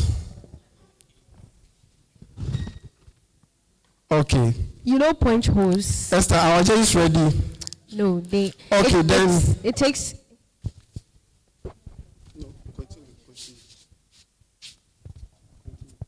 It takes quite some time because people were trying to use words to fight. If you really listen to the debate, yes. So it takes some time before the final rankings, and then everything comes. Of course, this is very important for us to pay much attention to, because debate not necessarily just fighting or bringing arguments. That does not solve problem. We have one primary goal that all debaters seek to achieve. Whenever there's a problem, we believe that as I bring my opinion and as you bring your opinion, the one which is very substantial will hold. So this team, we all come together with ideas, and at the end of the day, you realize that one point runs through all the debate, such that we cannot do without, and it contributes to solving problems in society. Also, debate is not just something that perhaps it takes away your time, because you realize that if you're a debater, what you have to do, or a public speaker, this year's tournament, we could not add public speaking, but what we do is that you are abreast with a lot of current trends in society, aside your field of study, and that is very, very important. So we acknowledge all schools for their participation. Let's give it up for ourselves for doing that. I personally see a lot of improvement compared to last year. And I believe that next year, this whole auditorium will be full. Because every school is trying to push the agenda of winning. And then, I will stand for my school though. But then, every school wants to show that, yes, we are there. And it is very, very good that we are doing that. So on that note, I would like to ask some few teams that did not break to the finals, how their experience was like for not breaking to the finals. It's normal. It's normal. I want to ask my partner. Personally, I was a speaker too, but I didn't break to the finals. But I want to ask my partner why he didn't break, because you answer it yourself. Why? Well, how was your experience so far when we started the tournament? Okay, so this is the first time I've participated in an inter-school competition. And then my partner was always telling me that we have to break for some. We have to touch a medal today, but it didn't happen. So we had a representative of SOM, I think SOM B, yeah, so SOM is represented, so we are okay with that. And then hopefully they will take the trophy and then we all will celebrate together because we are the School of Medicine. School of Medicine is trying to say that they want to win. Please, other school, but the secret was that he was admiring a girl's voice in the debate room. So instead of paying attention to arguments, he was just listening to the girl's voice and then not writing any arguments. So that is the problem. This is the fun aspect of the debate. Sometimes you'll be admiring somebody's public speaking skills and talking skills. At the end of the day, you hear nothing and you become last. It's all part of the game. Another school too, yes, this guy gave me tough time in the debate room, one of the debate rooms, when he started punching holes into my arguments. I wonder where he's from. So tell us your experience. Well, personally, I wasn't supposed to contest for any school, so I think the school didn't come in, so I had to swing. I'm a medical student, so I think I swing for SOP. Yeah. I want someone from a different school. Yes, the sports medicine.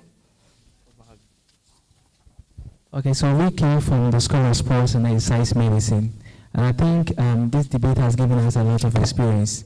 We knew only about the Australian type of debating, and so coming over here, we understood that we have other types of debating, and at least we've really learned a lot. Although we weren't able to make it to the finals, but I believe that those who were able to make it also deserved it, and we've really learned a lot from it. Okay, so that was a comment from School of Sports Medicine. Yes. So our informal sections, we had a debate internally, the grandmother's thing. So let's finalize it, then we hear the broken heart, the final ones. Yes. Right. So I'm still in support of the grandma who was able to lift the 50 kg bag of cement, because I feel that for someone, for a grandma, let's say an age limit of at least 70 years, it requires the maximum amount of input of both cardiac and muscle, because if you don't have that core strength and that muscle strength to be able to lift that, to be able to, if you have that muscle strength and that core strength to be able to lift a bag of cement, I feel that you are stronger than someone who is walking. Wow. Adrenaline can work, or old parents don't have adrenaline. See, when it comes, you are forced to do a lot of things that you don't do. Or you they say yours and let me see. A grandma lifting 50 kg of cement, or a grandma giving birth. How can you tell me this story? My grandma is able to walk about 10 kilometers of marathon. It wasn't stated whether she was first or she was last. Every run is run. She walked, she ran, and she finished. That is even a motivation. It should tell you that my grandma is able to walk for 10 kilometers, and your grandma will not just come and flip a kg of cement and you come and tell me she's stronger than my grandma. In fact, my grandma is the best grandma in the whole world.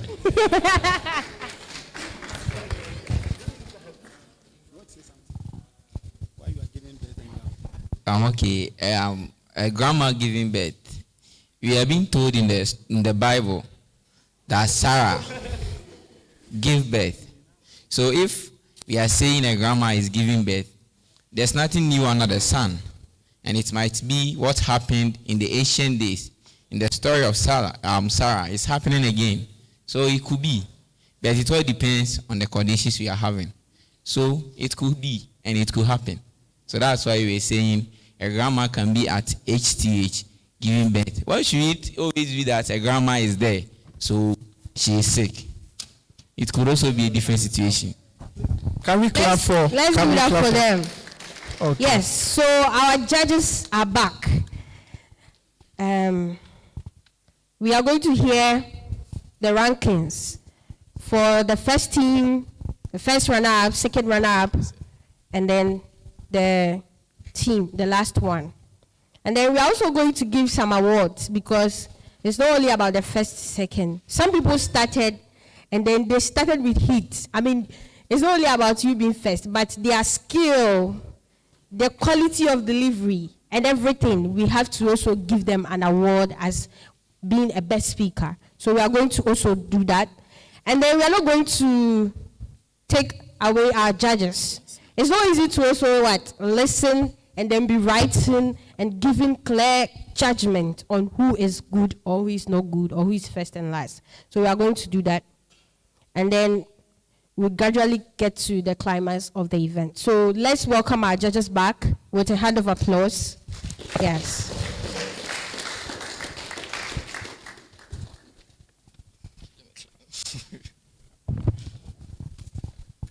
Okay. So yes, just as Ms. Esther said, we want to start with the other awards before we get to the very one we are all waiting for. So with that being said, this particular tournament, we had speakers, freshers, first years, debating, adjudicating for the very first time. And then the organizers of this tournament felt it was very good that we are able to acknowledge them, let them know that they are doing very well and hopefully would motivate themselves and others to do better. With that being said, I would want to start with the best novice adjudicators, top 3 novice adjudicators. Okay. So this is a fresher. Coming in third in terms of the novice adjudicators, we have Azuma Jeremy.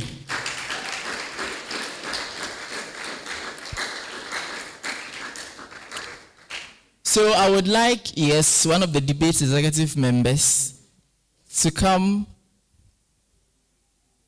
Okay. Moving on, the second best novice adjudicator, I'm really happy he's here because he's from my department. Second best novice adjudicator, we have Robert Gaba. Then the best novice adjudicator for the Registrar's Cup 2022, Ampofo Kojo Pesa. Moving on to the open, adjudication generally, including both pro adjudicators and novice adjudicators, top 3. In third place, we have the best novice adjudicator placing third. When you combine both pro and novice adjudicators, he came in third. Second best adjudicator, Akuba Comfort. And then the best adjudicator for the Registrar Cup 2022, Prince Emmanuel there.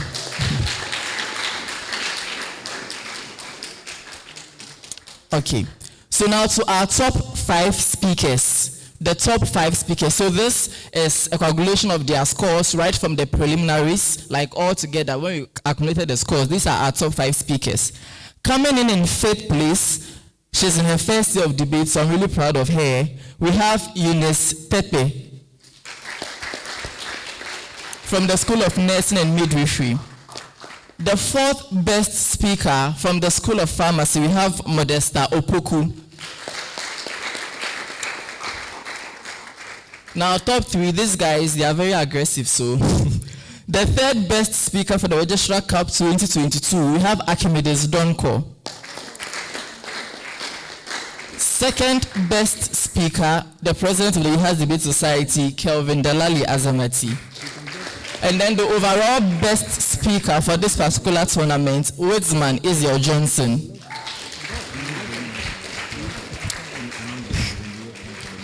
Okay, now to the moment of truth.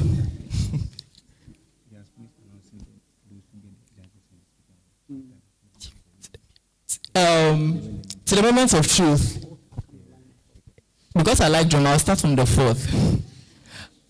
In fourth place, please, they were not last, they were fourth. You know, a lot of schools competed, they made to the grand finale. In fourth place, we have the School of Nursing and Midwifery, Sunam. They did so well. This is the first time in a very long time Sunam has gotten to the grand finale, so congratulations to them. In third place, coming in third on a unanimous decision, we have School of Medicine from Opening Government.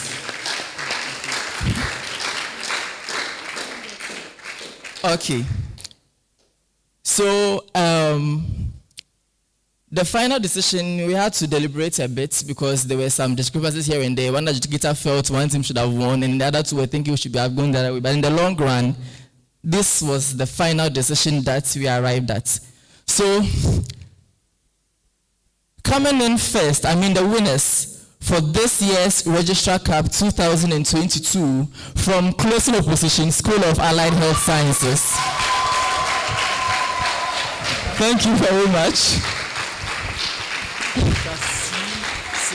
Okay. Okay. Okay, so it is my singular honor to declare the School of Allied Health Sciences as the winners of the Dr. Cynthia Senatoglu Cup 2022. And I think this is the first time the School of Allied Health Sciences have won, even though they've made numerous finals. Yes. Oh, second, really? Oh, wow, interesting. We want to invite all the winners and come up stage as we give them a hand of applause. Then they take their awards. Yes, so all adjudicators whose names were mentioned and speakers, and then the winning team. Hi. Violence winning. Yes, the president. Now he has a trophy. All those. Now the president has a trophy. Oh, please, let's give it up for them. They've done well. It's not easy. Yes. So, when I mention the person's name, we'll invite our guests, so one after the other, then they give the awards. Give the award.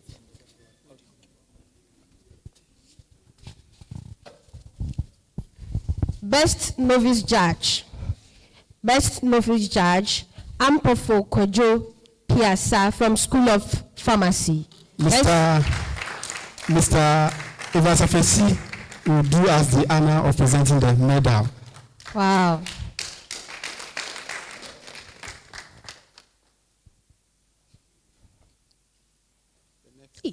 Picture.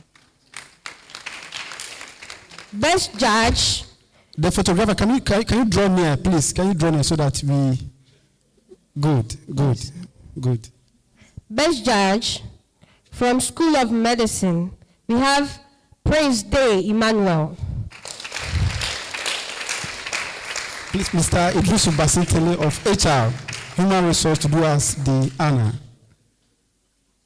Can we still be clapping?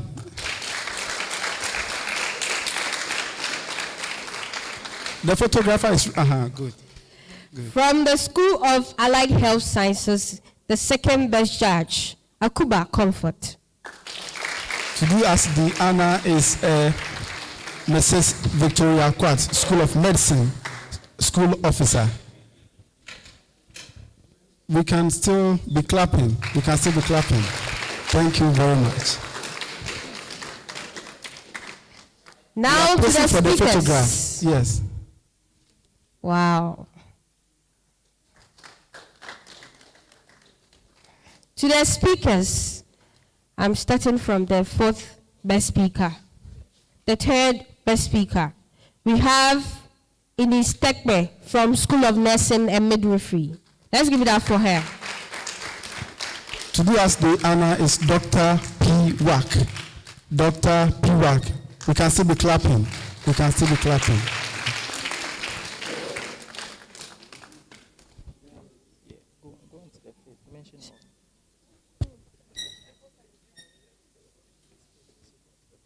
Fourth best speaker from School of Pharmacy, Modesta Opoku. Modesta Opoku. Yes. The girls whose voice could. The girls whose voice. Modesta Opoku. Who was the honor is one of the coaches, Mr. Apia. Mr. Apia. Apia. Yeah. If you don't know, you can call him Kwesi Apia. Kwesi Apia. Kwesi Apia. Instead of Kojo, he is actually Kojo, but you can call him Kwesi Apia.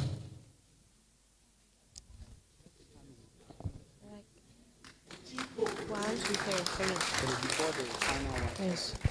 Third best speaker from School of Medicine, Archimedes Donko. Coach Atiso.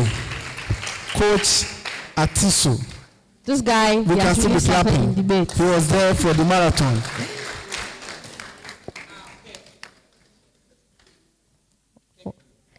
Second best speaker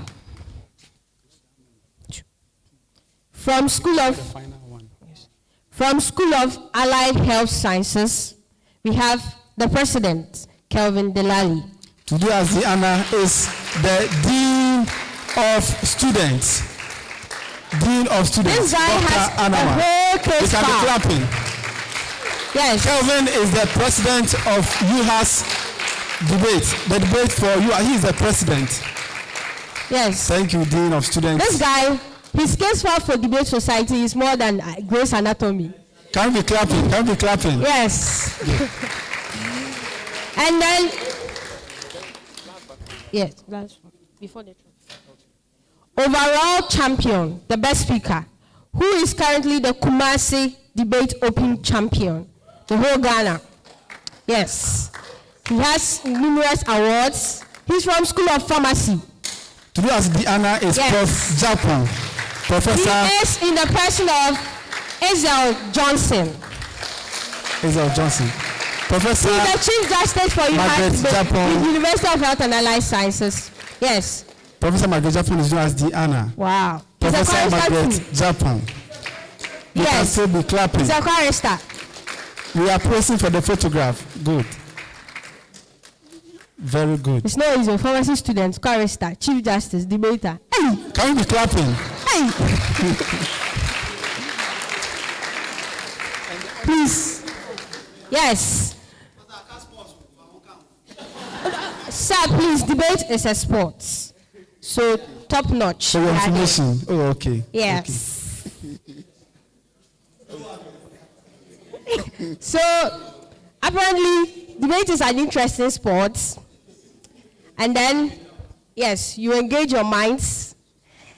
So, the winners for 2022 Dr. Cynthia Kweglo's Cup is School of Allied Health Sciences. SAS. Yes. And to do as SAS. Anna, yes, SAS. To do as Anna, the registrar, Dr. Cynthia Sina Kweglo. Wow. The registrar, University of Health and Allied Sciences. The name. Yes. Can we still be clapping? The clapping should not cease. Yes. Oh. Violence. Yes. Yes.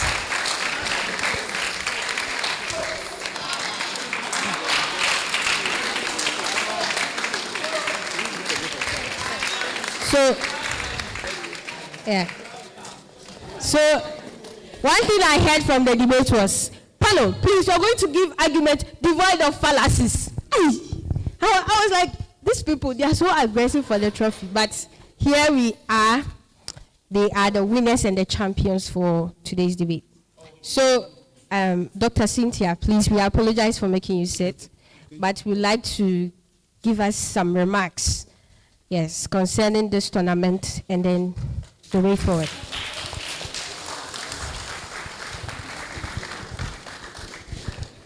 Thank you very much, Esther. You've also done very well. Shall we give Esther a hand?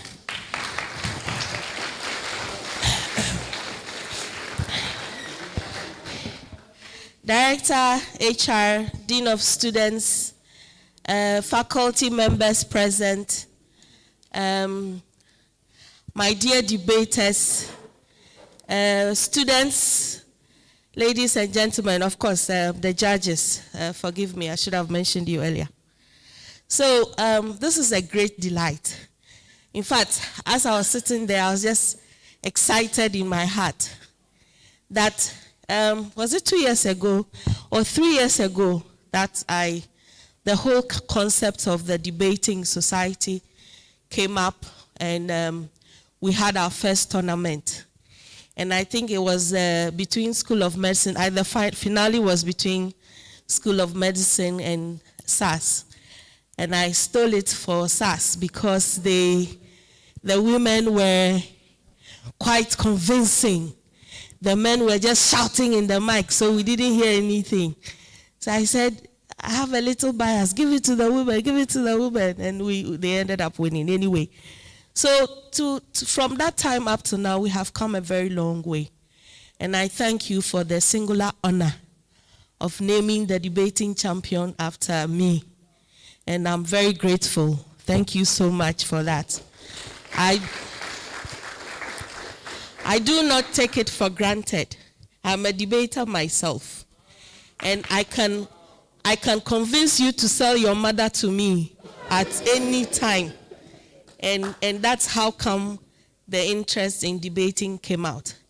I'm happy to see the skill set that we saw on stage. There are a few things you have to work on. You have to learn your breathing, how to breathe, how to make the argument, how to even hold the mic and modulate the mic. All these things are skills that you have to learn in a debating society. And even your body language and composure. All these things make people pay attention to you. The School of Sonam, the last girl, was struggling with the information, but she was the one you all paid attention to the most because she was clear and she was slow and we could hear her arguments. So these are things that you have to learn. It's not about shouting in the mic. If you watch the American debate, you will see that they also have another way of doing it, which is much more emphasizing and the arguments are clear. So we need to up our game. I know that eventually more people will be interested, more faculty will get involved. Auntie Maggie, Professor Margaret Japon is somebody you should catch. I'm excited that she's here and she's agreed to mentor you alongside with the incoming registrar. So I'm putting her on the spot. I know that she has a lot of things to do, but she's interesting. And one of the comments she made was that she's also excited that this is a science-oriented institution. She would have thought that scientists, all you want to do is anatomy and physiology. But she's seeing the interest that you are showing sorry, in this contest, and she's excited. And I'm happy for you because when she's committed to something, she does it wholeheartedly. She doesn't look back. So you should be looking forward to the cakes and the whiskey pies and all those things. They will come. So let's give her a hand for her interest in this. I want to thank Dr. Park for coming all the way to support his team and bringing them here. I'm really grateful and all. I thank you for that wonderful commitment. So I will be gone, but I will still be here in spirit. I will be following the events together with the Dean of Students. I will be following your activities as the years go on. I'm not retiring. I'm just moving on to another institution, hopefully. So I'm sure you will be debating against my institution's team at some point in time, and it will be difficult to know where to support. So, ladies and gentlemen, as part of my commitment, I think that anytime there's a debating championship, you should be in your blazers fully. Your green blazers, that's what you should be in, and look the part. So I'm going to promise the entire team your blazers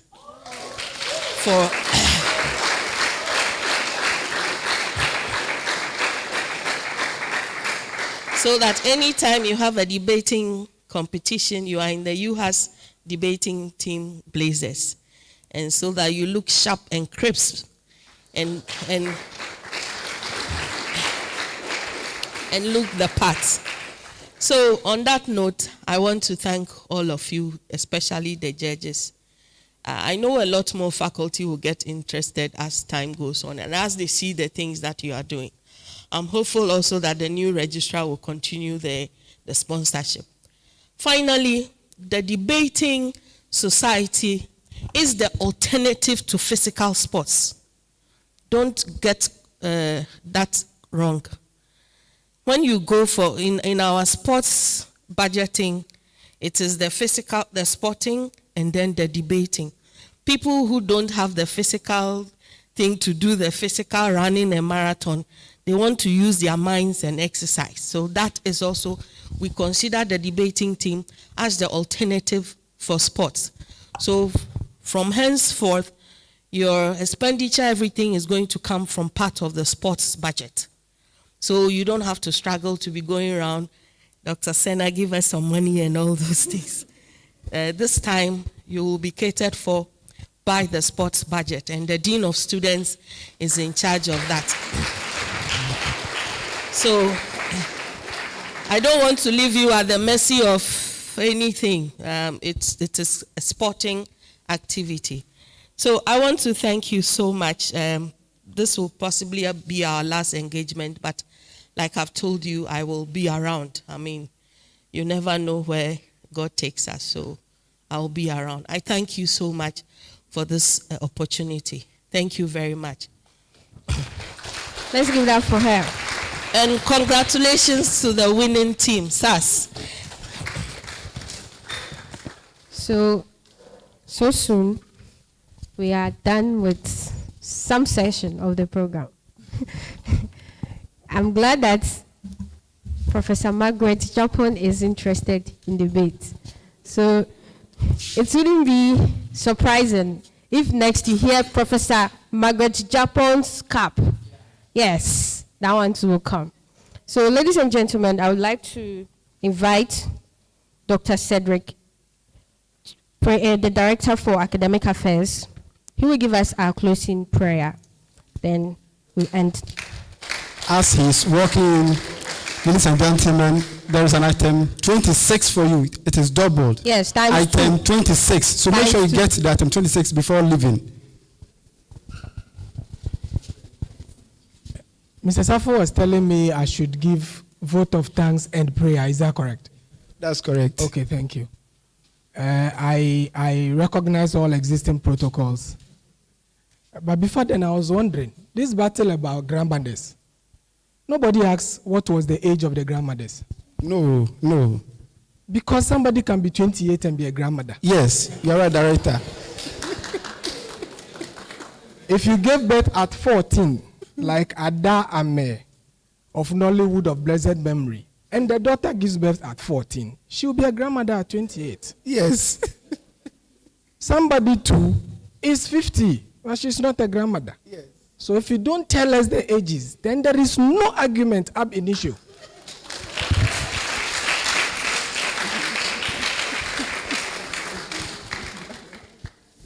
This is when you are drawing from debating skills from village secondary school.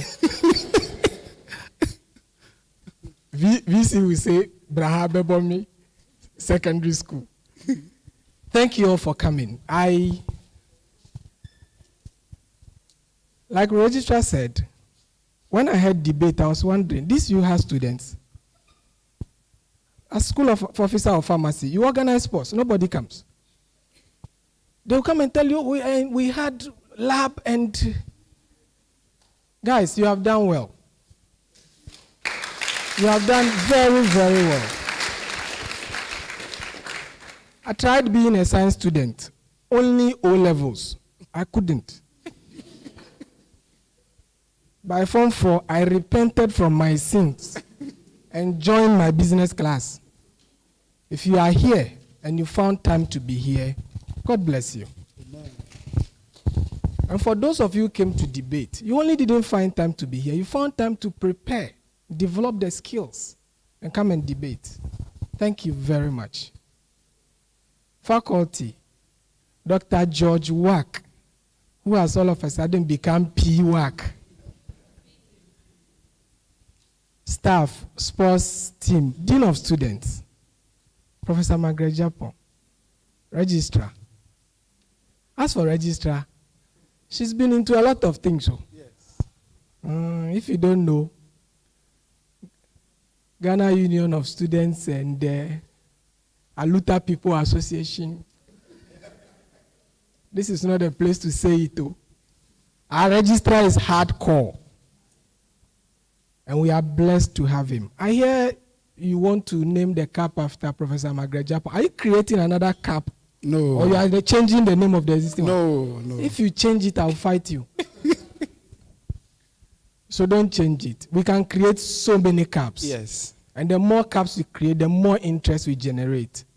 Maybe we should even be thinking about the way we have inter-faculty sports. We have inter-faculty debate. Yes. And our debate sports coach. Me, I want that one to be political debate. Shall we pray? We thank you, Lord, for your presence in our midst. We thank you for your glory upon us. We thank you that these ones have found it according to your word to study, like Timothy, to be found approved. Because by your word you said a false balance is an abomination unto you. So they choose not to only be students of what they came to learn, but to be people who are balanced graduates. We thank you for sponsorship. We thank you for support. We thank you for good health. We pray that this will be the beginning, that the continuation will be greater, that in the end, our debating activities will be another means by which UHAS will keep rising. We thank you, Lord, for a blessed day. Take us home safely. We pray specially for our registrar. She's finished her term here. But Lord, you have not finished with her. The great things you have started with her here, you would continue and bring them to perfect fruition in her life in Jesus' name. We give you glory, Lord. We thank you for the life of our judges, debating team. Strengthen them, Lord, so that in the end, all glory will be given to you in Jesus' name. Amen. Amen. Please, we would like to have a photograph with all the dignitaries and then those who attended. Ladies and gentlemen, my name has been Chira Esther, or Esther Chira of School of Medicine. And then Ahmed Osafo, Assistant Registrar, Student Affairs. We are happy